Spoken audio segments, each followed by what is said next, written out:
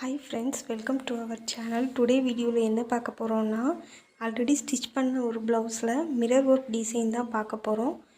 Idu vandu check pattern la mirror work varadhu madri enna madri work pandrom solittu paakradhukku munnadi nama channel neenga innum subscribe pannalena marakama subscribe pannidunga.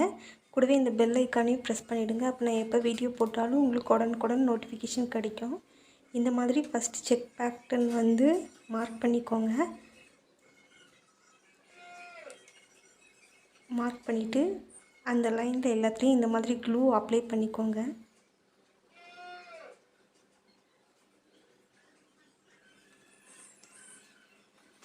இப்போ glue apply பண்ணியிருக்க இடத்துல நான் gold colour ball chain எடுத்துர்க்கேன். உங்களுக்கு என்ன colour உங்களுக்கு ட்ரெஸ்க்கு match ஆகுமோ அதுக்கு ஏத்த மாதிரி எடுத்துக்கோங்க.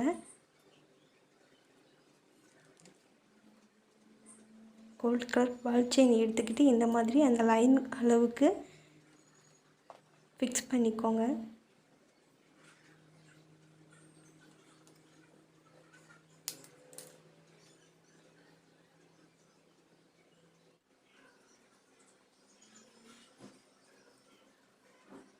இந்த மாதிரி குட்டி குட்டியா கட் பண்ணி அந்த அளவுக்கு ஏத்த மாதிரி ஃபிக்ஸ் பண்ணிக்கோங்க. இப்போ ஃபுல்லா கம்ப்ளீட் பண்ணிட்டோம்.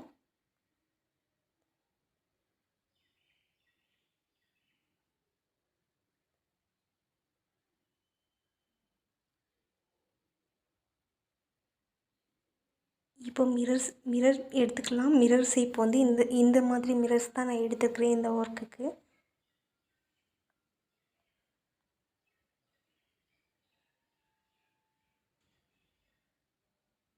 இப்போ மிரர் வந்து ஃபிக்ஸ் பண்றதுக்கு இந்த மாதிரி glue அப்ளை பண்ணிக்கோங்க.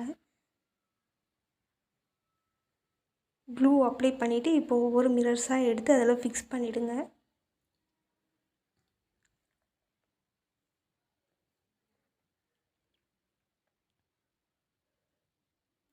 இந்த மாதிரி ஃபுல்லா மிரர்ஸ் எல்லாமே ஃபிக்ஸ் பண்ணிட்டு கொஞ்சம் காய விட்டுருங்க.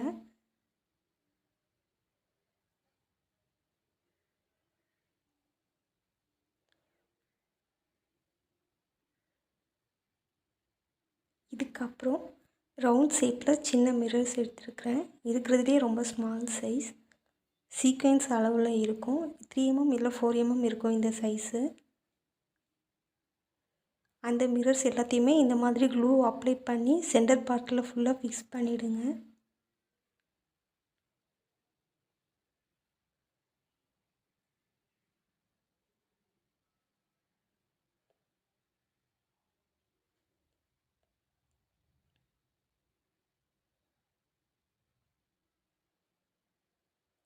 இப்போ மிரர்ஸ் எல்லாமே ஃபிக்ஸ் பண்ணிட்டோம்.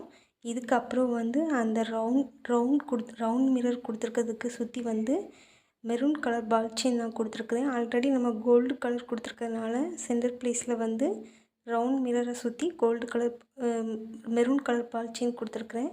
இதே மாதிரி உங்க ப்ளவுஸ்க்கு என்ன கலர் மேட்ச் ஆகுமோ அந்த கலர்ஸ் நீங்க கொடுத்துக்கோங்க.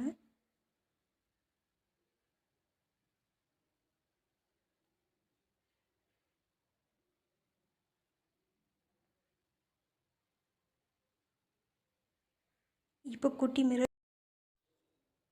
இப்போ இந்த வர்க் ஃபுல்லா ட்ரை ஆனதுக்கு அப்புறமா நம்ம ஆல்ரெடி ஃபிக்ஸ் பண்ணியிருக்கிற பால் செயின் எல்லாத்தையும் சுத்தி சைடு ஸ்டிட்ச் கொடுத்துக்கோங்க. அப்பதான் அது சீக்கிரம் கலண்டு வராம இருக்கும். அதே மாதிரி அந்த ரவுண்ட் மிரர்ஸ்க்கு சுத்தி கூட அந்த பால் செயின்க்கு வந்து சைடு ஸ்டிட்ச் கொடுத்துக்கோங்க. இப்போ நமக்கு ஃபுல்லா வர்க் கம்ப்ளீட் ஆயிடுச்சு. தேங்க்ஸ்.